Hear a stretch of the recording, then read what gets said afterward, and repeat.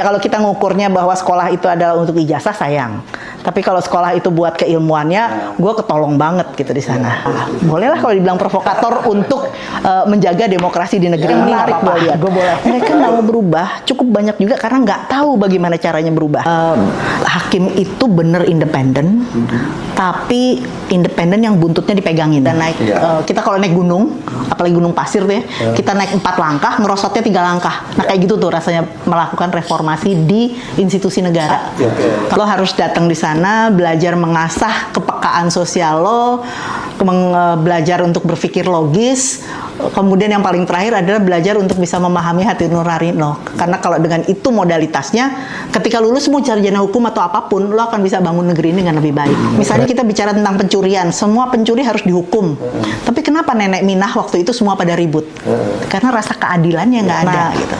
Yang sering terjadi saat ini adalah kita mengharapkan orang lain tertib, tapi kita nggak bisa menertibkan diri kita sendiri. Nah, be konsisten aja. Kalau lo emang bicara tentang meminta orang lain taat hukum, lo taat hukum juga dari awal.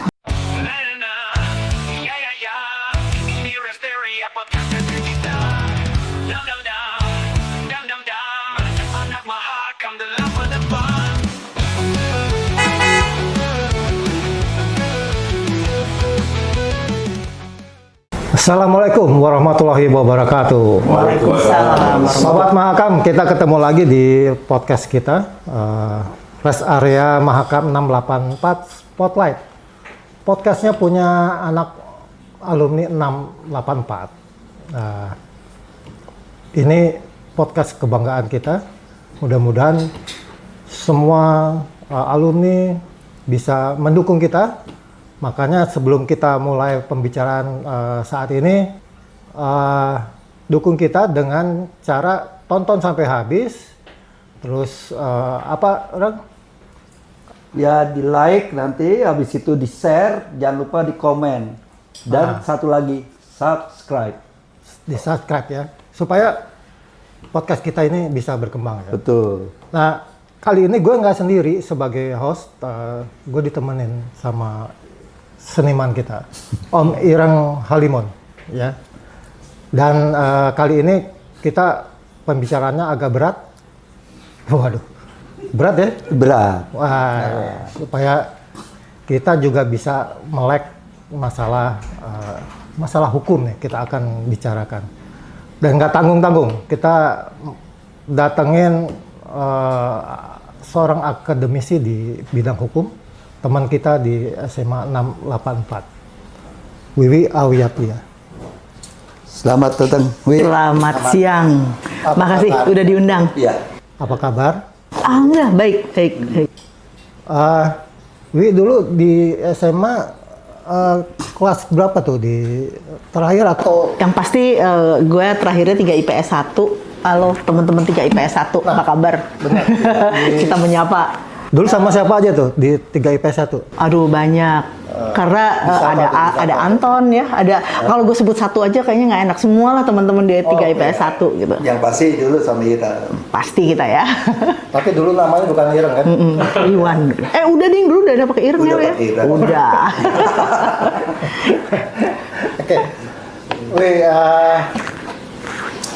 ya kita dapat info bahwa Wiwi memang di bidang hukum, bukan di hukum. Ya?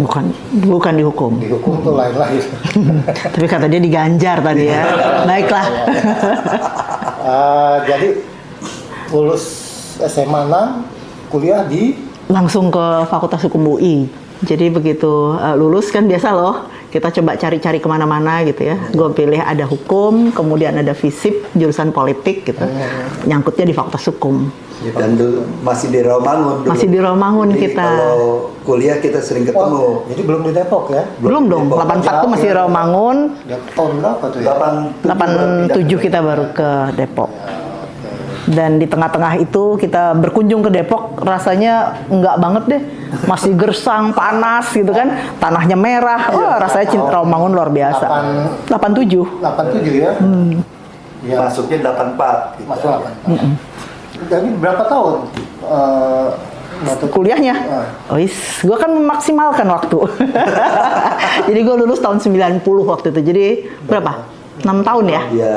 6 tahun di mana gue udah kuliah, selesai mata kuliah. Nah, itu yang buat gue sih berterima kasih sama dosen gue, almarhum Prof. Ihromi, kemudian Prof. Valerin. Jadi waktu gue masih mahasiswa, itu gue udah diajak untuk melakukan riset. Oke. Nah, risetnya itu nggak tanggung-tanggung, gue diajak ke Manado, gue diajak ke Timor Timur ya. Terus kemudian gue melakukan riset di beberapa daerah di DKI. Nah, ketika gue udah pulang riset-riset itu, terus kemudian gue balik ke kos-kosan nih, gue lihat teman-teman gue seangkatan semua kok diem sepi gitu, pada ngetik semua. Ternyata ngetik skripsi. Nah, gue langsung bilang, wah, kok gue belum daftar? Oh, udah tutup gitu katanya. Gue datengin lah dosen calon pembimbing gue, ketua jurusan juga. Gue bilang, boleh nggak Bu, saya ikutan, saya coba sekarang. Waktunya udah mepet, tinggal kalau nggak salah tinggal nggak sampai 3 bulan lah. Terus ya kalau kamu sanggup boleh aja. Ya Bu, saya sanggup. Ya udah, gue kerjain 3 bulan, kita wisuda bareng-bareng. Gitu. Jadi ya seru juga waktu itu, last minute banget. Benar, last minute dikebut ya. Biar bisa wisuda bareng teman-teman satu kos. Jadi waktu itu kan lulus berarti tahun 90. 90-an. Iya, kan jadi dosen 92. 92 itu pegawai negerinya. Pegawai negerinya. Tapi pada saat itu udah langsung menjadi Pada asisten saat dosen. ujian gue ditawarin, berkenan nggak untuk gabung di sini gitu. Ya, gue pikir menarik juga sih. Iya. Ngambil magister ya. Ngambil magister, tapi itu udah lama tuh. Gue ngambil magister itu udah di tahun-tahun berapa kemarin ya? 2016 kalau nggak, gue baru ambil magister gue. Berapa tahun setelah lulus? Oh, udah panjang dong. Panjang. 90 sampai 2016. Ya 26 tahun. Iya, kira-kira gitu lah. Tapi karena itu S2 gue. Cuma masalahnya di tengah-tengah itu ya gue melakukan beberapa aktivitas yang enggak, artinya sempat gue visiting scholar di Harvard Law School 6 bulan. Kemudian gue sempat di Wisconsin 5 minggu di sana, riset kayak gitu-gitulah, tapi nggak bener-bener gue ambil degree-nya. Kemudian gue, ya itu tadi gue cerita di awal waktu kita belum mulai syuting ini, gue sempat nyangkut di Mahkamah Agung gitu, melakukan reform. Sebelumnya juga gue sempat di LSM. Lupa lah gue bahwa gue harus sekolah gitu. Nah, begitu udah 2016, kok kayaknya penting juga nih sekolah gue gitu kan, ya udah. Sebelumnya gue juga sempat sih sekolah tapi nggak dapet ijazah. Lu komisi yudisial gimana? Enggak. Menarik juga. Gila, lo dapet juga tuh ya komisi yudisial ya. Nah, gara-gara komisi yudisial itu terus kemudian gue ambil S2. Beneran. Gitu. Jadi karena memang kebutuhan pada saat Enggak, karena gue nggak lolos di DPR. Terus gue iseng ngapain lagi ya gue. Terus gue buka-buka ini, ada pendaftaran S2. Gue klik, diterima ujian, ya udah gue masuk. Sebelumnya gue punya S2 tapi untuk kajian gender, bukan untuk hukum, tapi untuk kajian dulu namanya Pusat Kajian Wanita. Nah, gue belajar lah tentang gender itu kayak apa segala macam. Ketika gue udah ujian lulus, cuman gue nggak memperbaiki tesis gue, jadi gue nggak dapet ijazah. Jadi S2-nya ada 2? Ada 2, tapi yang satu gue nggak punya ijazahnya, cuman karena nggak sempat yudisium, karena gue nggak ngumpulin revisi. Iya. Gitu. Luar biasa. sayang dong. Tapi enggak sih. Kalau kita ngukurnya bahwa sekolah itu adalah untuk ijazah, sayang. Tapi kalau sekolah itu buat keilmuannya, gue ketolong banget gitu di sana. Iya. Jadi ijazah itu bukan menunjukkan seseorang. Iya, sebenarnya Wiwi ini PKI sebenarnya. Apa tuh? Perempuan kemaruk ilmu. Itu. Iya. Maruf tuh jelek banget tau gak sih? Jadi bahasanya memang betul-betul nggak haus gitu. Hobi kali ya, hobinya sekolah ya. Emang hobinya sekolah kali ya gue. Cuman rentang antara S2 ke S3. Nah, itu langsung gue. 9 tahun langsung ya. Langsung habis selesai S2, terus gue disuruh sama penguji gue, udah sekalian aja lah S3 daripada dilepas lagi kali ya. Daripada gue dilepas lagi di luar nggak balik-balik gitu. Betul. Udah daftar aja gitu. Gue ditungguin ketika daftar. Ya udah, akhirnya gue daftar, diterima. Ya terpaksa lah gue masuk lagi kan, kuliah lagi. Judul disertasinya apa? Wis, tentang partisipasi publik. Ini dokter ya. Partisipasi. Yang kedua apa yang ketiga? Yang terakhir. ya? Yang terakhir tentang partisipasi publik. Oke, ya itu Dalam berkaitan proses. dengan persoalan-persoalan publik sekarang yang menyuarakan di dalam politik dan sebagainya. Ya, karena gue pikir isu publik itu luar biasa ya. Masyarakat itu kita dijamin sama konstitusi bahwa kita punya hak partisipasi. Banyak peraturan perundangan menjamin itu. Tapi nggak sedikit kan kita lihat teman-teman kita dikriminalisasi gitu ya. Ya, betul. Dia menyuarakan hak atas lingkungan hidup yang baik dan sehat. Terus tiba-tiba dia langsung dilaporkan dan kemudian dipidana atau digugat perdata. 8E kalau nggak salah ya. Ih, gila. Apalnya deh ya. Luar biasa. Orang pernah dihukum tuh. Ya apa? Iya. Iya kan. Jadi lebih banyak di akademisi daripada di praktisi. Tahu nggak? Kalau lo bilang praktisi itu adalah jadi advokat, jadi notaris, itu enggak. Kenapa? Karena ada aturan PNS itu nggak boleh jadi advokat. Oke. Jadi karena gue PNS, gue nggak boleh menjadi advokat di pengadilan. Gue nggak boleh apa isinya? Apa sih istilahnya kalau di pengadilan tuh ya merepresentasikan beracara. Thank you. Jadi itu pasal Gue nggak boleh gitu. Undang-undang 23 ya. Gue nggak inget deh pasalnya. Undang-undang advokat. Pokoknya begitu gue dilarang ya udahlah, gue nggak mikirin yang itu gitu kan. Kalau Jadi- penyalahgunaan narkoba pasal berapa? Pasal 40 itu. udah pernah kena kali ya dia. Pasal karet itu. Oke. Ya gitu. Jadi kalau praktek yang dibilang bahwa praktisi itu adalah itu, gue nggak masuk sana. Oke. Tapi kalau dibilang bahwa Sama sekali gue nggak pernah. Tapi kalau dibilang bahwa gue melakukan advokasi untuk lingkungan hidup, karena bidang gue lingkungan hidup, gue melakukan beberapa. Mungkin kalau lo inget ada gugatan. Sempet gue jadi pihak ketika gue menggugat perusahaan kapas transgenik gitu di Mahkamah Konstitusi. Nah, gue jadi pihaknya di sana gitu ya. Bukan pengacaranya, gue pihaknya yang menggugat pemerintah. Terus kemudian Kenapa tuh masalahnya? karena GMO, jadi istilahnya bahasa gampangnya itu adalah objek yang non natural ya. What is called? Ya, lu harus bekerja keras menjelaskan. Iya, itu dia menggunakan Kita nggak Bener. bahasa. Nah, ini Oh, mungkin juga yang nonton juga ya. litigasi dan non litigasi tadi mungkin Ah, beda. Jadi gini, atau gini deh, gue ceritanya mulai ketika gue udah jadi di kampus ya, Ya. gue jadi disuruh ngajar di sana. Gue ngajar mulai tahun 90 sampai tahun 97-98 gue masih ngajar tuh. Gue jadi masih menjadi pegawai yang baik, gue 9 to 5 ada di kampus segala macem. UI ya? Di UI, Cuman masalah tahun 97-98 mahasiswa gue tuh makin kritis. Ya kan dinamika reformasi. dinamika politik di luar, dia nanya tuh sama gue, kenapa ini begini, kenapa ini begitu? Gue nggak bisa jawab jujur, karena gue cuma riset, gue baca buku, tapi gue nggak ikut kan dalam politik praktis di lapangan tuh kayak apa gitu. Ya udah tuh tiba-tiba dari sana ada kerjasama antara Fakultas UI dengan Universitas Leiden di Belanda dan lembaga yang namanya Indonesian Center for Environmental Law atau ICEL. Nah kemudian ketika gue mulai masuk dalam proses riset ini, gue terbuka tuh, ini ICEL nih keren juga nih, ini LSM gitu. Padahal dulu kan gue nggak kenal LSM, kita semua zaman itu kan lihat LSM tuh rusuh ya bawaannya ya, sesuatu yang pokoknya enggak lah, nggak masuk sana gitu, kerjanya kritik pemerintah dan seterusnya. Nah gue makin lihat bahwa kerja-kerja mereka tuh real gitu, konkret.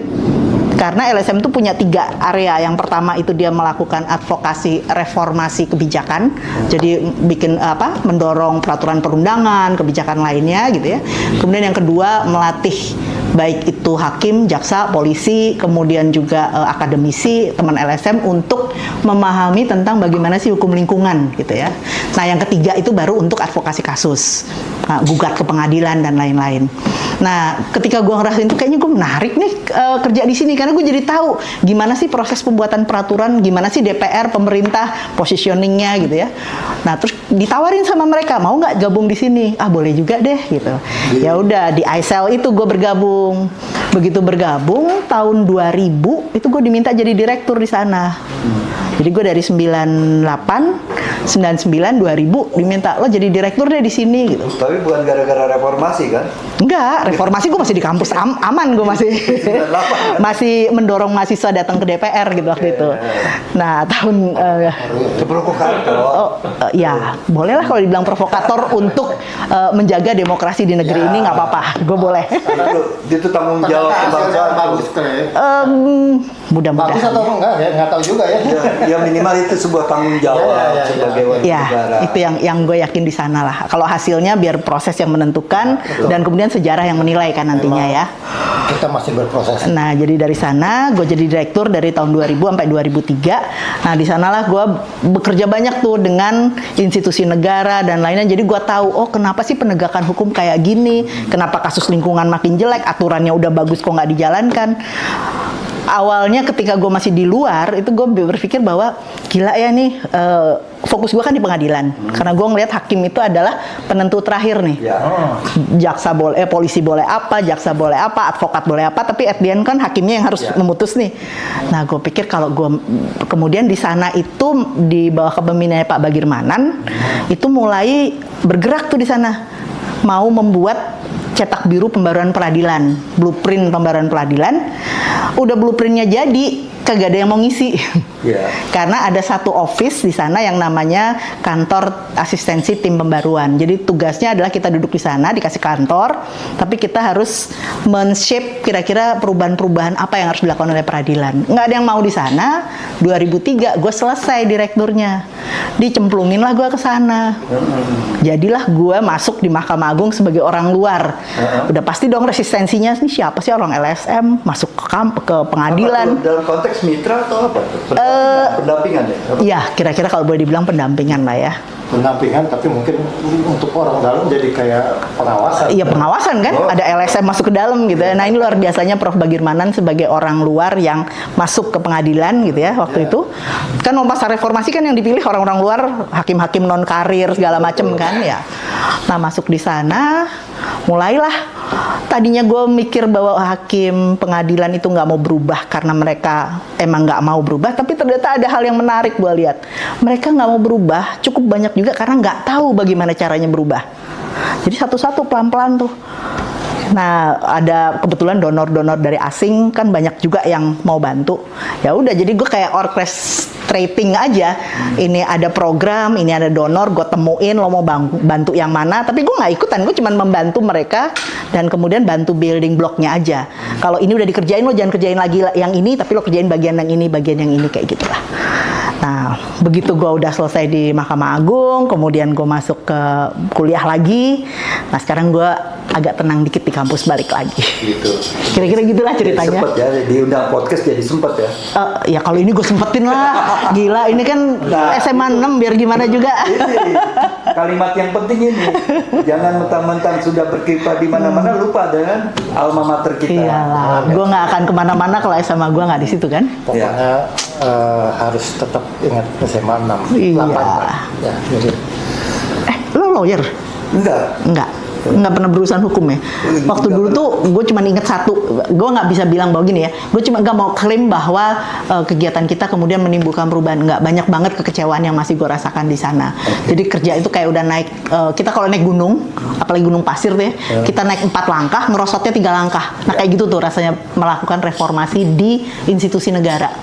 Kalau pimpinannya bagus. Perkembangannya dari zaman waktu di Mahkamah Agung sampai sekarang bagaimana? Terutama dalam masalah apa, Birokrasi hukum. kesetaraan di dalam hukum gitu. Nggak gampang sih jawabnya, karena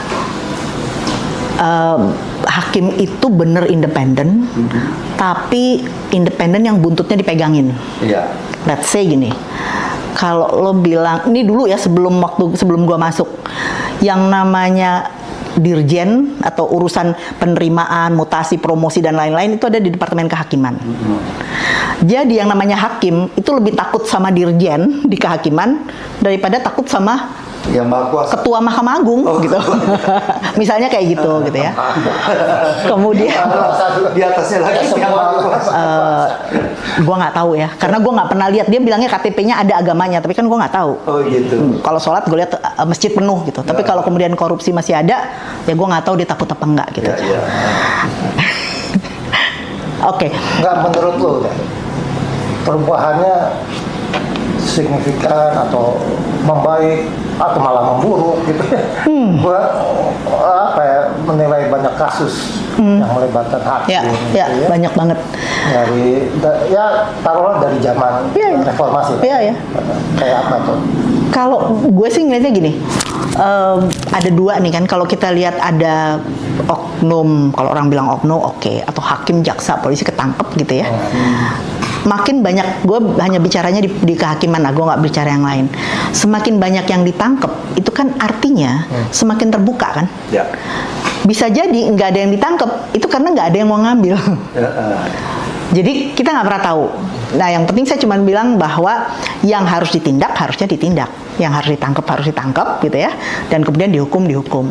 Tapi gue banyak bekerjanya itu di struktur. Jadi misalnya gini, mahasiswa fakultas hukum dulu kalau yang namanya kuliah nyari putusan, gue tuh kalau nyari putusan tuh gue harus datang tuh ke pengadilan. Gue datang ke sana, belum lagi di arsipnya nggak jelas, gue harus bongkar sendiri, belum lagi harus ngasih duit untuk nyari berkasnya gitu kan. Nah kalau sekarang lo tinggal buka laptop, hampir 10 juta putusan ada di website. Jadi lo bisa download, bisa pakai segala macam. Nah kalau apakah itu dibilang sebuah perubahan? Harusnya iyalah ya. Tapi apakah artinya itu cukup? Minimal informasi jadi terbuka. Mudah diakses. Betul. Kemudian ada undang-undang keterbukaan informasi. Ada, mereka punya peraturan Mahkamah Agung tentang itu. Nah, lo tanya tadi litigasi dan non litigasi. Kalau bicara non litigasi itu kan artinya tidak menyelesaikan perkara ini masuk ke pengadilan. Jadi proses non litigasi macam-macam. Tapi salah satu yang sekarang ngetren gue sebut aja misalnya melakukan upaya perdamaian melalui negosiasi, mediasi, konsiliasi. Itu semua dilakukan di luar pengadilan. Jadi sebelum lo mendaftarkan ke perkara ke sana. Mengarah kepada restoratif justice bukan? Kalau lo bicara restoratif justice itu ranahnya pidana. Kalau lo bicara mediasi, negosiasi, ranahnya perdata. Jadi gitu. ini sebelum masuk ke pengadilan, non litigasi ada semacam nego atau apa? Enggak gitu sih. Jadi kita gini, kalau lo punya masalah, lo bisa memilih. Gue mau selesaikan di luar pengadilan atau melalui pengadilan. Ini kita dapat aksesnya banyak nih, karena kita milih sendiri. Kalau mau di luar pengadilan, maka bisa dipilih tuh, mau gue langsung negosiasi gitu ya, atau gue butuh pihak ketiga untuk menengahi kita yang namanya mediasi. Ini selesai di luar, nggak ada urusan sama pengadilan. Nah, bahkan kalau di rumah gitu ya, keluarga ada yang ribut gitu, kemudian orang tua mendamaikan, itu masuk di luar pengadilan semua penyelesaian sengketa. Tapi ketika lo udah daftarin perkara lo di pengadilan, dalam bentuk gugatan gitu misalnya, itu udah masuk ranah litigasi. Oke. Jadi perbedaannya adalah pendaftaran tadi. Ya. Berarti sudah masuk ke BAP atau apa namanya? Kalau BAP itu aja dulu ya. Ya didaftarkan namanya. Kalau BAP itu pidana di polisi. Oke. Polisi. Ya, minimal jangan sampai masyarakat kita baru mencari-cari persoalan hukum atau apa ketika dia tersangkut hukum gitu. Tapi minimal ada semacam wawasan hukum yang bisa diberikan sejak dini kepada mereka. Nah, kalau itu harusnya sih kalau memang bisa mau mengakses kayak berbagai podcast banyak tuh ya, pendidikan-pendidikan hukum. Nah, di gue juga di kampus kita bikin juga podcast untuk tentang hukum lingkungan. Apa sih persoalan-persoalan lingkungan, kemudian upaya hukum apa aja yang bisa digunakan gitu ya kan. Kalau misalnya lo tersangkut perkara lingkungan, tanggung jawab lo sebagai pengusaha itu dalam konteks lingkungan apa, ancaman hukuman kalau lo melanggar apa. Nah, itu kita bikinkan podcastnya ya, publik juga bisa itu mengakses. Itu terkait dengan AMDAL atau apa? Macam-macam. Ya itu bisa jadi Wiwi memberikan pengetahuan ini kepada teman-teman sobat makam. Barangkali anak mereka yang melanjutkan pendidikan di Fakultas Hukum kan bisa aja seperti itu. Oh iya, kalau mau masuk ke Fakultas Hukum sih senang banget ya. Iya. Cuma memang di Fakultas Hukum itu kita punya 7 jurusan. Kalau bilang jurusan, peminatan namanya. Ya. Ada perdata, pidana, ada hukum acara, kemudian ada hukum ekonomi dan teknologi, ada administrasi negara, hukum tata negara, hukum internasional, dan hukum kemasyarakatan. Jadi kalau mau di mana aja boleh. Masuk ke apa? Notariat itu S2. Jadi lo udah lulus dulu S1 hukum, lo baru masuk kayak situ. Ini ngelihatnya gini ya, ini tadi udah disinggung keterbukaan informasi gitu ya. Wiwi bikin podcast segala macam. Artinya para penegak hukum ini ya, hakim, jaksa gitu sebenarnya harus sudah siap bahwa masyarakat kita sekarang lebih pintar. Oh iya. ya. Ya. Jadi nggak bisa lagi tuh rekayasa bohong-bohongin orang ya. Jadi harusnya memang ada reformasi di diri penegak hukum itu sendiri, bahwa rakyat atau masyarakat sudah lebih pintar dari Ya, yakin gue. Salah satunya Agustus kemarin itu kan karena masyarakat lebih pintar. Ya. ya. Masalahnya kemudian apakah mereka mengekspresikan kepintarannya itu bisa macam-macam kan ya? Ya. Bisa melalui lobby politik, bisa kemudian melalui penyuaraan di setiap podcast kan, podcast banyak yang kritis-kritis kan? Oh, betul. Atau kemudian ya bisa juga turun ke jalan. Itu pilihan-pilihan aja dan semuanya dilindungi undang-undang ya. Ya, ya. Gitu. Ya, artinya gini, selama ini orang ya menilai hukum di Indonesia itu kebijakan masih di atas hukumnya. Gimana tuh?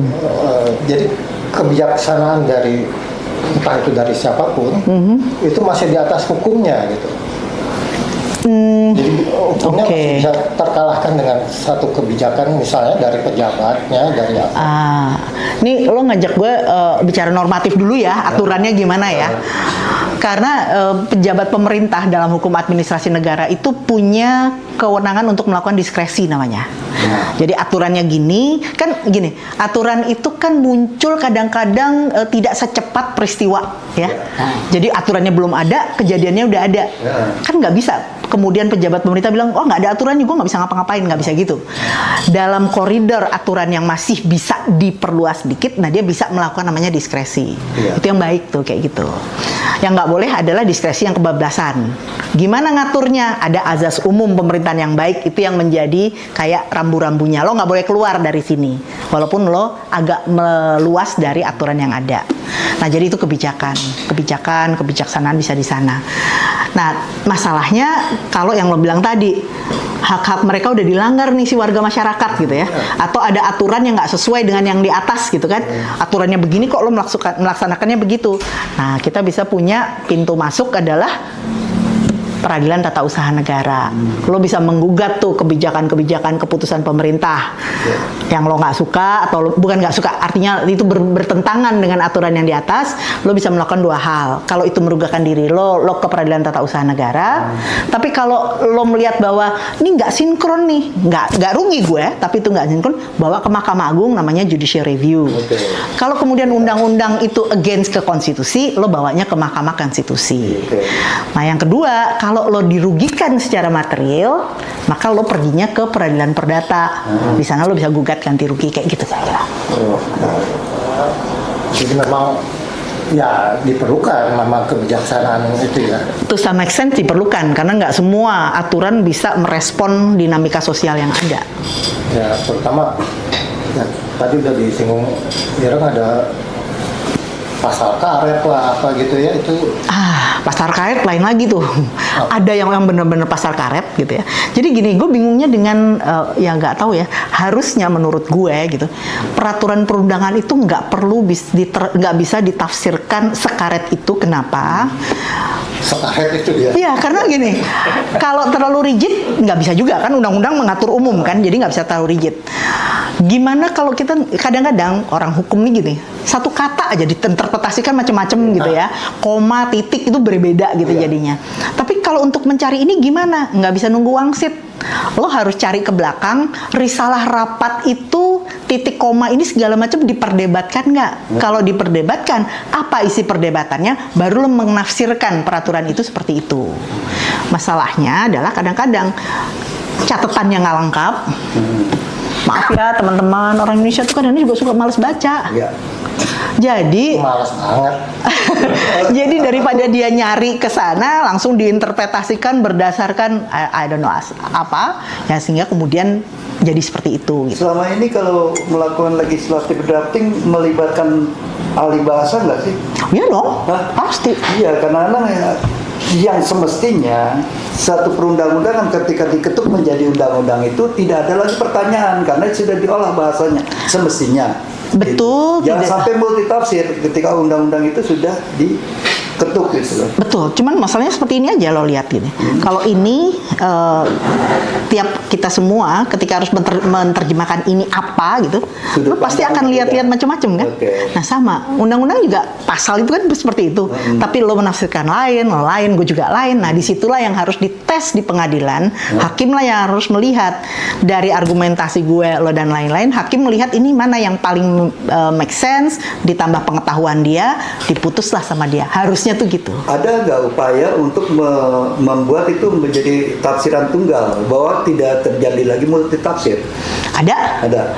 Contohnya kita bentuk kalau ada beberapa peraturan Mahkamah Agung yang terkait dengan pedoman menangani perkara lingkungan hidup. Oke. Nah itu mencoba untuk mengupas tuh. Waktu itu kita bikin sama-sama dengan tim dari Mahkamah Agung. Hasilnya ada. Jadi dipakai pedoman buat hakim-hakim kalau ada perkara-perkara lingkungan. Nah baca ini sebagai alat rujukan, nggak wajib ya, karena nggak ada kewajiban. Hakim tuh independen, dia mau bangun tidur mutus apa bebas gitu ya. Tapi paling nggak dia jadi kita berikan rambu-rambu, ini loh yang benar, yang harus dia dilakukan gitu. Ya, sebegitu independennya, sebegitu berkuasanya hakim ya. Harusnya seperti itu. Harusnya seperti itu. Kenapa? Karena kalau hakim itu dikerangkeng dengan satu tafsir, ya kalau pakai hanya sudut pandang lo, kan yang lain kita punya beberapa reasoning yang juga masuk akal. Misalnya kita bicara tentang pencurian, semua pencuri harus dihukum. Tapi kenapa nenek Minah waktu itu semua pada ribut? Karena rasa keadilannya nggak ada gitu. Jadi bukan masalah hukumnya, tapi hakim itu bisa menafsirkan berbagai hal dalam konteks rasa keadilan yang harus diambil. Gitu. Jadi memang ya hakim sebenarnya dituntut untuk belajar terus. Harus. Ya. Sesuai perkembangan zaman. Harus. Ya besar sekali ininya ya.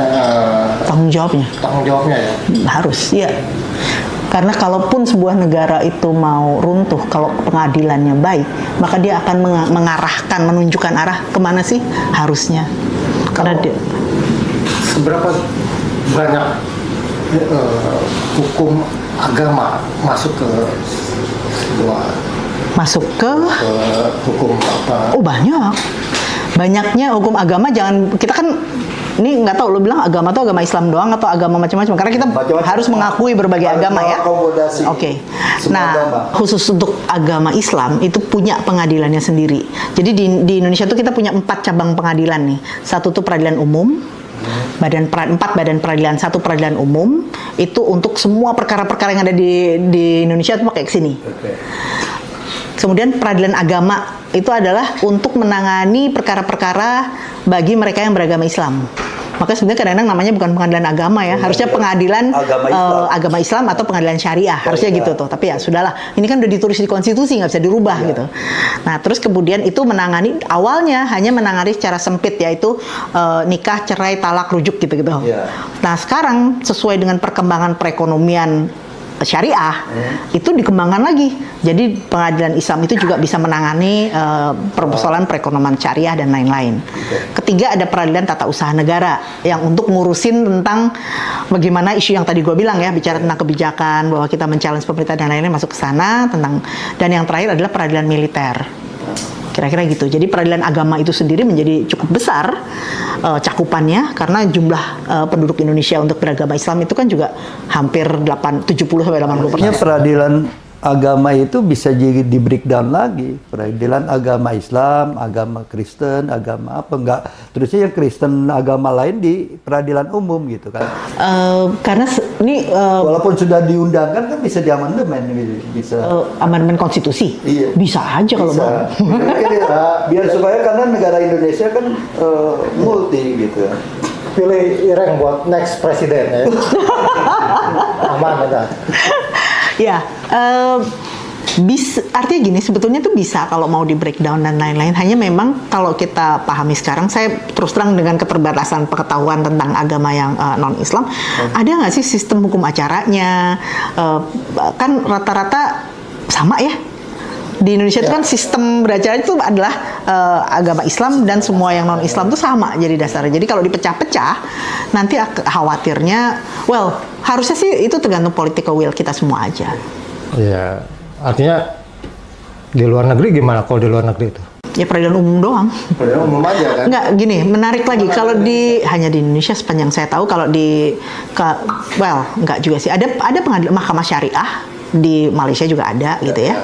Tapi yang menarik kalau di Australia misalnya, itu bukan peradilan yang sifatnya agama yang membedakan mereka, tapi peradilan keluarga, family court gitu ya.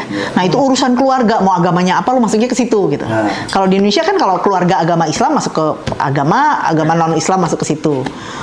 Nah, jadi menurut gue bagian-bagian itu harus lo lihat lagi apakah ada peradilan pajak dan lain-lain. Kalau di Indonesia mungkin kalau masalah keluarga malah kebalik tuh. Jadi kalau ada orang ngurusin ini urusan keluarga gue, lu mau apa ya?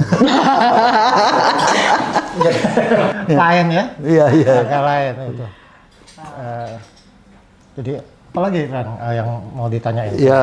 Ya pada akhirnya saya minta Wiwi memberikan wawasan kepada teman-teman sahabat Mahakam. Saya sendiri termasuk mendorong anak saya untuk ke Fakultas Hukum. Ya, artinya sementara dia juga minat dan ini juga sebagai membayar saya yang nggak jadi masuk Fakultas Hukum gitu kan. Ya diberikan pencerahan bahwa jangan sampai, maaf ya, ada kesan lu nanti gue dorong lu di Fakultas Hukum, lu menjadi ahli hukum, tapi di situ memutarbalikan hukum. Malah maaf ya, artinya jangan sampai seperti itu.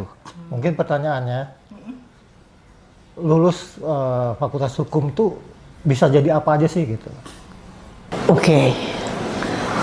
Gini, sebetulnya kita berharap kalau lulus dari Fakultas Hukum dia akan bisa mengoptimalkan pengetahuannya khususnya di bidang hukum gitu ya. Kan tapi kan kita hukum tuh lagi-lagi kan saya bilang ada berbagai peminatan dan segala macam. Apakah kemudian lo akan hanya menjadi advokat, pengacara? Bisa. Lo mau jadi notaris gitu ya untuk pencatatan kemudian tanah, akte tanah dan lain-lain? Bisa. Tapi kalau lo mau kerja di bank juga bisa. Kan biro-biro hukum di semua departemen pasti ada biro hukumnya misalnya. Ya termasuk di perusahaan HRD banyak dari sarjana hukum. HRD dari hukum. Nah, atau kalau mau ya kayak gue juga, kita masuk ke LSM gitu. Untuk mendorong bagaimana penguatan masyarakat sipil. Ya, artinya banyak pilihan lah ya. Banyak pilihan. Yang penting buat gue adalah ketika lo belajar di Fakultas Hukum, jangan datang, baca, dengerin kuliah, pulang. Enggak. Lo harus datang di sana, belajar mengasah kepekaan sosial lo, belajar untuk berpikir logis. Kemudian yang paling terakhir adalah belajar untuk bisa memahami hati nurani lo. Karena kalau dengan itu modalitasnya, ketika lulus mau sarjana hukum atau apapun, lo akan bisa bangun negeri ini dengan lebih baik. Keren banget. Iya. Keren banget. Gue mau nanya nih, boleh ya? Penonton nanya. Ada satu pemahaman nih, satu pemahaman pada saat kira-kira beberapa tahun yang lalu lah, terutama di Amerika nih, ya, bahwa mereka bilang sama anak-anak, lu jangan sekolah hukum, karena sekolah hukum itu nanti profesi yang udah nggak berguna, nggak kepake, karena nanti lu bisa, kalau lu berperkara lu bisa lewat Google, bisa AI, bisa segala macem, apa itu, lu setuju nggak dengan itu gitu, maksudnya? Memang sekarang sih nggak ada orang yang bisa ini kaitan seperti dengan kita membawa juga. ilmu yang dia dapat dari entah dari Google, pokoknya dari online lah gitu. Itu gimana? Ini kan bagaimana teknologi masuk ke kehidupan kita ya, dimana salah satunya adalah yang dalam tanda kutip katanya terancam itu adalah mengenai artificial intelligence. Nggak salah yang lo omongin dan nggak salah yang lo denger sih Van. Karena apa? Ya ketika kita bisa semua hal yang ini kan kita bicaranya tentang artificial intelligence, begitu banyak data yang masuk, kemudian mereka secara algoritma mereka mengelola dan lain-lain. Ya lo tanya apa aja pasti ada. Bahkan sekarang yang jadi dealingnya di Fakultas Hukum atau fakultas yang lain juga adalah ketika lo suruh bikin paper, lo masukin aja di entah itu yang namanya ChatGPT, Gemini, whatever itu, udah jadi tuh paper, bahkan termasuk jadinya tuh jadi seperti PowerPoint. Tapi, nah itu dia, mereka nggak akan bisa menjawab karena itu adalah sifatnya teknologi. Mereka ketika kita bicara justice, kita bicara keadilan, lo nggak bisa bicara tentang teknologi atau bicara tentang bagaimana internet itu mengatur. Bahkan buku peraturan perundangan pun nggak akan sampai karena keadilan hari ini belum tentu adil besok, belum tentu adil buat lo, menjadi adil buat dia. Jadi kita nggak bisa bikin kayak satu template, lo kerjain bareng-bareng. Tetap akan diperlukan namanya manusia dengan intelijensia dia untuk mengukur ini adil atau nggak adil. Karena hukum itu pada dasarnya adalah untuk membuat keteraturan dan menjamin adanya keadilan. Jadi harusnya sih nggak khawatir. Jadi menurut gue ya, tidak bukan hanya di atas teks ya gitu, Ya. tapi konteks dan ya, interteksnya. exactly. Ya, jadi harusnya sih nggak khawatir, Van. Ya. Mudah-mudahan sih masih banyak yang tertarik untuk masuk dan menjalani profesi sebagai ahli hukum. Ya. Terakhir kali ya dari Wiwi. Wi, apa yang lu mau sampaikan supaya masyarakat nih ya tertib hukum lah, apalah segala macam ya, supaya hukum itu kan sebenarnya bisa membentuk sebuah negara aman atau nggak aman gitu ya. Ya, jadi apa yang lu sampaikan terutama untuk teman-teman kita ya, apa di Mahakam 684. Oke.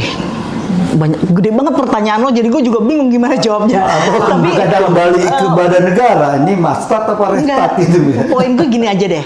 Kalau lo bicara hukum, maka itu kan untuk membuat ketertiban ya. Nah itu. Nah, yang sering terjadi saat ini adalah kita mengharapkan orang lain tertib, tapi kita nggak bisa menertibkan diri kita sendiri. Iya. Nah, jadi kalau lo bilang bahwa apakah hukum ini carut marut, apakah hukum ini begini, balik lagi deh.